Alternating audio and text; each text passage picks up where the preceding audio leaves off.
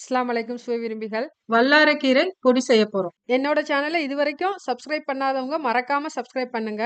பாத்திரத்தை அடுப்புல வச்சு சூடானதும் 1 கப் கடலைப்பருப்பு சேர்த்து நல்லா வறுத்து ஒரு பிளேட்ல கொட்டி ஆற வச்சுக்கோங்க. பிறகு உளுந்து 1 கப் அளவு எடுத்து அதையும் நல்லா வறுத்து பொன்னிறமா மாறினோன்னா ஒரு பிளேட்ல கொட்டி ஆற வச்சுக்கோங்க. இப்போ 1 கப் அளவு துவரம்பருப்பு எடுத்து அதையும் நல்லா வறுத்துக்கோங்க.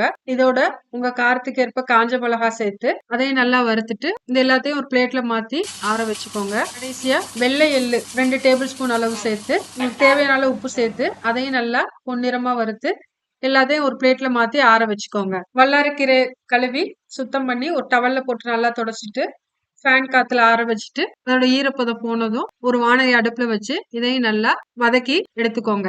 இதை ஒரு பிளேட்ல கொட்டி ஆற வச்சிருங்க. நல்லா ஆறின பிறகு ஒரு மிக்ஸி ஜார்ல மாத்தி நைஸா பொடி பண்ணி எடுத்துக்கோங்க. இப்ப நமக்கு வல்லாரைக்கீரை பொடி ரெடி ஆயிருச்சு. என்னோட சேனல மறக்காம சப்ஸ்கிரைப் பண்ணுங்க.